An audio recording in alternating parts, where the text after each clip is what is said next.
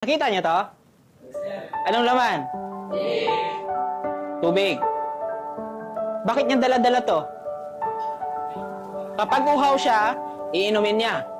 Pero sa palagay ninyo, kapag sakali man na yung tubig na to, wala nang laman, anong gagawin ninyo? Tinatapon ninyo.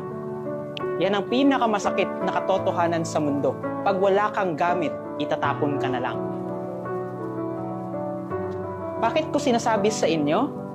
It is because kahit papano sana maisip ninyo na habang bata kayo, mag-accumulate kayo ng mga skills na kailangan ninyo pagdating ng araw para maging kailangan kayo.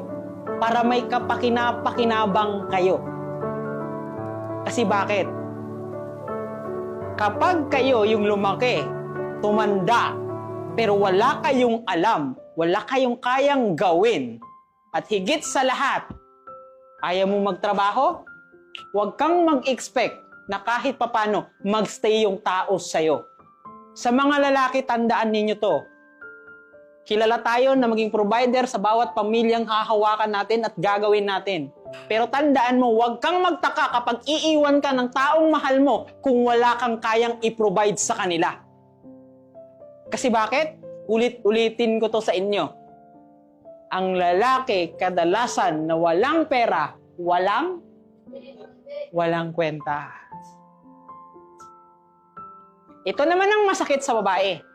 Sipin nyo, mag-aasawa kayo ng maaga kasi sabi nyo, ang gwapo niya, gusto ko siya. Pero ang iisipin nyo na lang, pag nabuntis kayo at nagkaanak kayo, ni 10 pesos hinihintay nyo yung asawa nyo pambili ng asin, pambili ng sabon, hihintayin mo pa para magdating siya, saka ka makabili.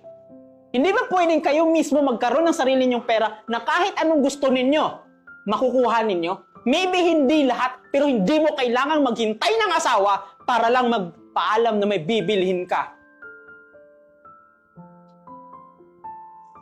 May example na kayo. Alam ko may kilala kayo sa bawat kapitbahay ninyo. Hindi sila masama. Pero kung papansin ninyo, nung nag-asawa sila ng maaga or nung nag-asawa sila at naging taong bahay sa kanila, hindi yun masama na maging taong bahay ka.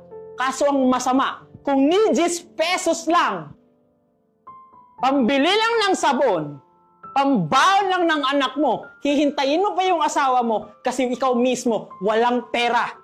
Ulit-ulitin ko to sa inyo. Sana maisip ninyo na habang bata kayo, mag-accumulate kayo ng mga skills na kailangan ninyo pagdating ng araw para maging kailangan kayo.